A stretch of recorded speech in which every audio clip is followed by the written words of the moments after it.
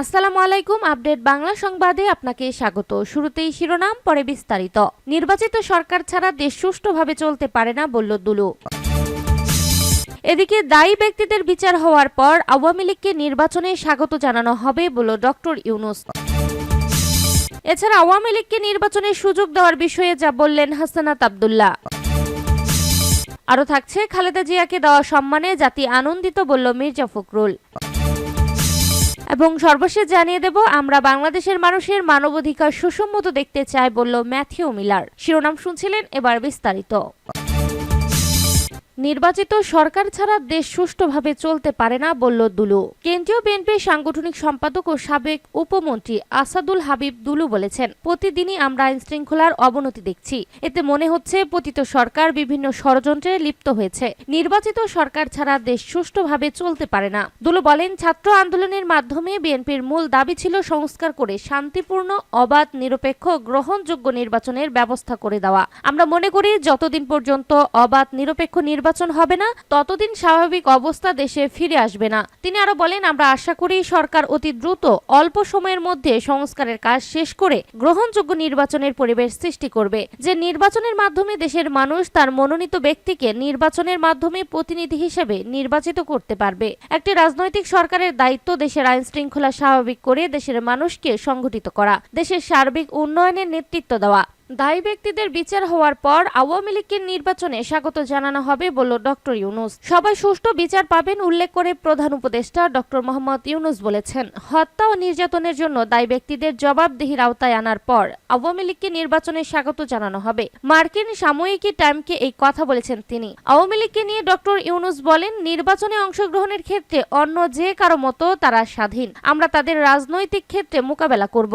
টাইমের প্রতিবেদনে ছাত্র জনতার অভ্যুত্থানের মুখে গত 5 আগস্ট আওয়ামী লীগ সরকারের পতন, ডক্টর ইউনূসের নেতৃত্বে অন্তর্বর্তী সরকার গঠন, সংবিধান, নির্বাচন কমিশন, পুলিশ প্রশাসন সহ বিভিন্ন ক্ষেত্রে সংস্কারের উদ্দেশ্যে কমিশন গঠন, মানবাধিকার, যুক্তরাষ্ট্রের সঙ্গে বাংলাদেশের কূটনৈতিক সম্পর্ক সহ বিভিন্ন বিষয়ে আলোকপাত করা হয়েছে। সংবিধান সংস্কারের প্রসঙ্গে প্রতিবেদনে বলা হয়েছে, বাংলাদেশের রাষ্ট্রপতি শাসিত সরকার হবে নাকি সংসদীয় ব্যবস্থা থাকবে, সংসদ এক কক্ষ বিশিষ্ট থাকবে নাকি দ্বিকক্ষ বিশিষ্ট, সেগুলো এখনো নির্ধারিত হয়নি। সংবিধান সংস্কারের বৈধতার জন্য গণভোটের প্রয়োজন রয়েছে কিনা সে প্রশ্ন উঠেছে। তবে এই সংস্কার প্রক্রিয়ায় বাংলাদেশের বর্তমান কোনো রাজনীতিককে যুক্ত করা হয়নি। যত দ্রুত সম্ভব নির্বাচন আয়োজনের সময়সীমা ও রূপরেখা চান বিএনপির নেতা ওয়াহিদুজ্জামান। তবে এই নিয়ে তাড়াহুড়া করতে চান না প্রধান উপদেষ্টা ডক্টর মোহাম্মদ ইউনূস। তার ভাষ্যমতে, নির্বাচনের জন্য নির্দিষ্ট কোনো তারিখ এখনো নির্ধারণ করেননি সরকার। তিনি বলেন, প্রথমে আমাদের রেল লাইন ঠিক করতে হবে যাতে ট্রেন সঠিক দিকে যেতে পারে। আওয়ামী লীগকে নির্বাচনের সুযোগ দেওয়ার বিষয়ে যা বললেন হাসনাত আব্দুল্লাহ। আওয়ামী লীগকে রাজনৈতিক কর্মকাণ্ড নির্বাচনের সুযোগ দেওয়ার বিষয়ে ফেসবুকে একটি পোস্ট করে স্পষ্ট করেছেন বৈষম্য বিরোধী ছাত্র আন্দোলনের সমন্বয়ক হাসনাত আব্দুল্লাহ। বৃহস্পতিবার 21 নভেম্বর রাতে ফেসবুকে তিনি এই পোস্ট করেন। ফেসবুক পোস্টে হাসনাত আব্দুল্লাহ লেখেন, বিচার নিশ্চিতের পূর্বে আওয়ামী লীগের রাজনৈতিক কর্মকাণ্ড নির্বাচনের সুযোগ দেওয়া মানে 24-এর অভ্যুত্থানে শহীদদের রক্তের সঙ্গে গাদ্দারি করা। এর আগে বৃহস্পতিবার মার্কিন সাময়িকী টাইমস ম্যাগাজিনে প্রকাশিত এক সাক্ষাৎকারে প্রধান উপদেষ্টা ডক্টর মোহাম্মদ ইউনূস বলেন, ক্ষমতায় থাকাকালীন আওয়ামী লীগ যেসব হত্যাকাণ্ড এবং ক্ষমতার অপব্যবহার করেছে সেগুলোর বিচার শেষে দলটিকে নির্বাচন করতে দেওয়া হবে। তিনি আরো বলেন, আওয়ামী লীগে যারা হত্যা ও ক্ষমতার অপব্যবহারের সঙ্গে জড়িত, যখন তাদের বিচার সম্পূর্ণ হবে তখনই দলটিকে নির্বাচনে স্বাগত জানানো হবে। অন্যান্য নির্বাচনে অংশ নিতে যতটা স্বাধীন তারাও ততটাই স্বাধীন। আমরা তাদের বিরুদ্ধে রাজনৈতিক অঙ্গনে লড়াই করব। খালেদা জিয়াকে দেওয়া সম্মানে জাতি আনন্দিত বলল মির্জা ফখরুল। সশস্ত্র বাহিনী দিবস উপলক্ষে সেনাকুঞ্জে আয়োজিত সংবর্ধনা অনুষ্ঠানে সাবেক প্রধানমন্ত্রী বিএনপি চেয়ারপারসন বেগম খালেদা জিয়াকে যে সম্মান জানানো হয়েছে তাতে গোটা জাতি আনন্দিত বলে মন্তব্য করেছেন দলটির মহাসচিব মির্জা ফখরুল ইসলাম আলমগীর। বৃহস্পতিবার বিকালে ঢাকা সেনানিবাসে সেনাকুঞ্জে সাংবাদিকদের তিনি এই কথা জানিয়ে আরো বলেন, খালেদা জিয়া এই দেশের জন্য, গণতন্ত্রের জন্য, স্বাধীনতা সার্বভৌমত্বের জন্য তার জীবনের সবচেয়ে বড় সময়টা দিয়ে দিয়েছে। তাকে 12 বছর ধরে পরিকল্পিতভাবে সবচেয়ে দেশপ্রেমিক বাহিনী সেনাবাহিনী সশস্ত্র বাহিনীকে তার থেকে দূরে করে রাখা হয়েছে। আমি এই দিনে সশস্ত্র বাহিনীর সদস্যদের, বিশেষ করে সেনা প্রধান জেনারেল ওয়াকারুজ্জামান, নৌবাহিনীর প্রধান অ্যাডমিরাল মোহাম্মদ নাজমুল হাসান এবং বিমান বাহিনীর প্রধান air chief marshal Hasan Mohammad খানকে ধন্যবাদ জানাতে চাই। বিশেষ করে আমাদের প্রধান উপদেষ্টা ডক্টর মোহাম্মদ ইউনূসকে। তিনি ম্যাডামকে যে সম্মান দেখিয়েছে, এতে আমরা যেমন কৃতজ্ঞ হয়েছি, একই সঙ্গে গোটা জাতি আনন্দিত হয়েছে।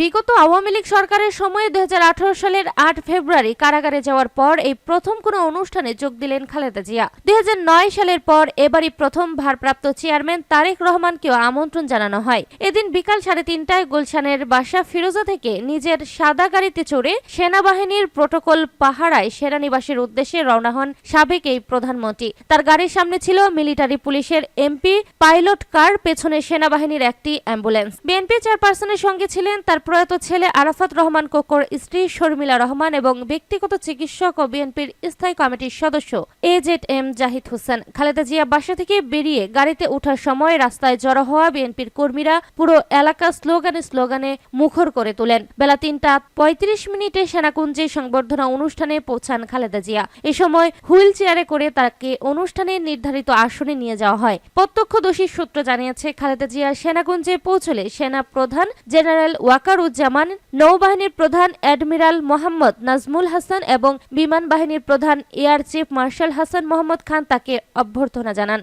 আমরা বাংলাদেশের মানুষের মানবাধিকার সুসম্মত দেখতে চাই, বলল ম্যাথিউ মিলার। বাংলাদেশের মানুষের মানবাধিকার সুসম্মত থাকবে, সেটা যুক্তরাষ্ট্র দেখতে চায় বলে উল্লেখ করেছে দেশটির পররাষ্ট্র দপ্তরের মুখপাত্র ম্যাথিউ মিলার। ব্রিফিংয়ে এক সাংবাদিক ম্যাথিউ মিলারকে প্রশ্ন করে বলেন, বাংলাদেশের অন্তর্বর্তী সরকারের উপদেষ্টা আসিফ মাহমুদের একটি সশস্ত্র সংগ্রামের প্রস্তুতি বিষয়ক দাবি সম্পর্কে আপনার কাছে কি কোনো তথ্য বা মূল্যায়ন আছে? এছাড়া অস্ত্রের সম্ভাব্য উৎস সম্পর্কে বা ওই অঞ্চলের স্থিতিশীলতার জন্য এই ধরনের বক্তব্যের প্রভাব সম্পর্কে উদ্বেগ আছে। জবাবে ম্যাথিউ মিলার বলেন, আমি এই ধরনের কোনো মন্তব্য মোটেও দেখিনি, এটা নিয়ে আমি কোনো মন্তব্য করব না। ম্যাথিউ মিলারকে আরেক প্রশ্নে সাংবাদিক বলেন, জ্যেষ্ঠ নেতা আমির হোসেন আমর আইনজীবীর উপর হামলা সহ সারা বাংলাদেশের আদালত চত্বরে আইনজীবীদের উপর হামলার ক্রমবর্ধমান ঘটনাগুলোকে যুক্তরাষ্ট্র কিভাবে দেখছে?